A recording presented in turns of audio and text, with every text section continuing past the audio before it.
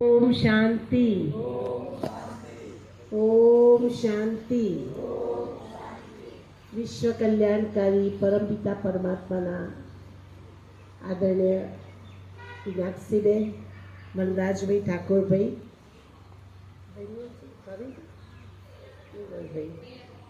आप सौ સભામાં ઉપસ્થિત ભારતના ભાવિ કર્ણધારો અને વિશેષ આજે જૂન માસનો પહેલો ગુરુવાર અને એ ગુરુવારના મહત્વને સમજીને પહોંચેલા મારા ખાસ ખાસ બાબાના બ્રાહ્મણ બાળકો, આપણે બધા પ્રકૃતિની ગોદમાં જ બેઠેલા છે અને આપણું શરીર પણ પ્રકૃતિના 5 તત્વોથી બનેલું છે અને દરેકની જુદી જુદી પ્રકારની પ્રકૃતિ પણ છે. પિત્ત પ્રકૃતિ, કફ પ્રકૃતિ, વાયુ પ્રકૃતિ, અંદરની પ્રકૃતિ અને બહારની પણ પ્રકૃતિ છે.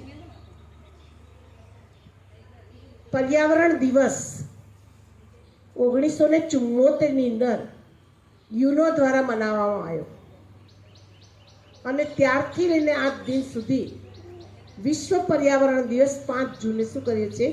ઉજવીએ છીએ. એ દિવસે ગવર્મેન્ટ તરફથી કાર્યક્રમ રાખે, સંસ્થાઓ તરફથી કાર્યક્રમ રાખે, શાળા કોલેજ તરફથી પણ કાર્યક્રમ રાખે અને ત્યાં વિશેષ મહત્વ શેનું આપે? વૃક્ષનું આપે. આજ આપણા એરિયાની અંદર 47 ડિગ્રી તાપમાન, આ વખતની ગરમી કેટલી અસહ્ય બની જાય. આપણી પેલી દીકરીએ ડાન્સ કર્યો, એને અંદર એક લાઈન હતી, ઓઝોનનું પડ શું થઈ ગયું છે? તૂટી ગયું છે અને ડાયરેક્ટ કિરણો કઈ આવે છે?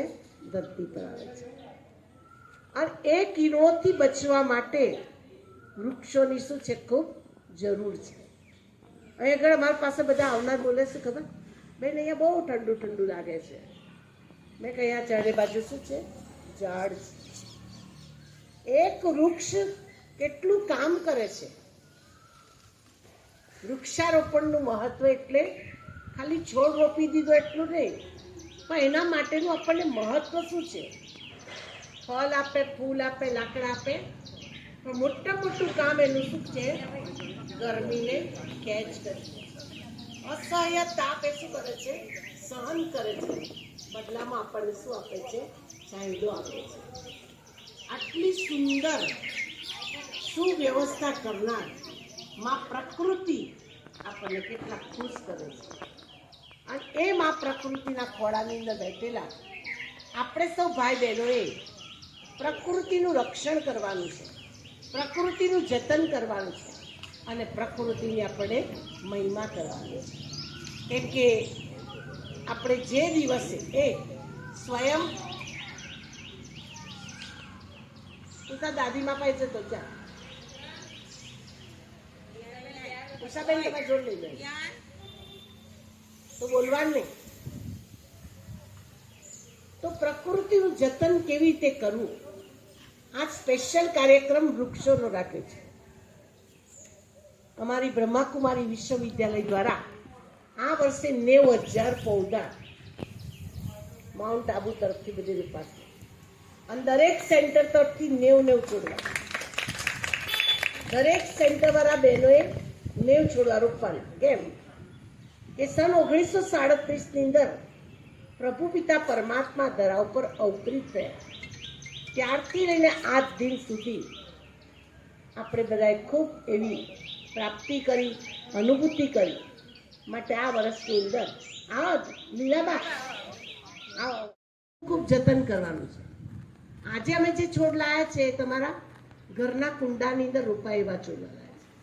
ફરી વરસાદ પડશે એ તમારા ખેતરમાં કે વાડામાં રોપાય એવા છોડવા લઈશું કે જે છોડ લીમડાનો હોય, દાડમનો હોય, જામફળીનો હોય, એ છોડવા તમને 25 ઓગસ્ટે મળશે.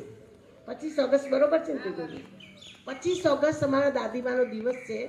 એ દિવસે તમને છોડ મળશે.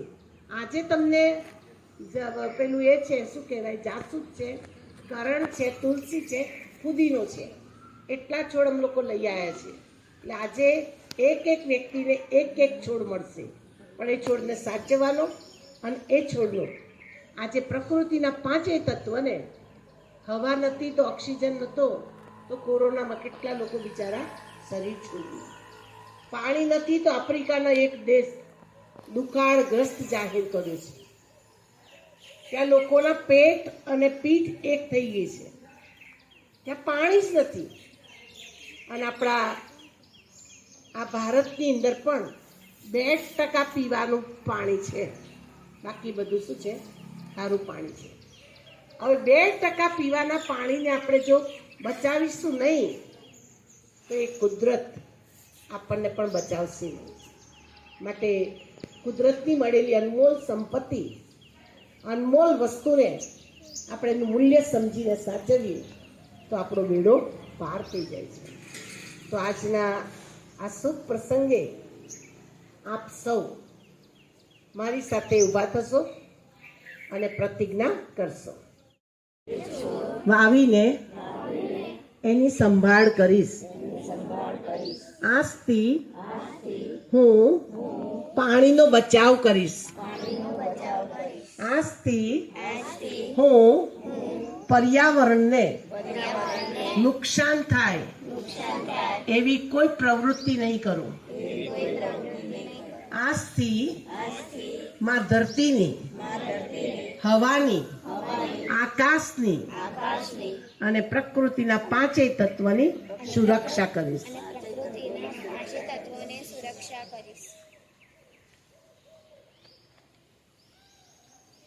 શાંતિ.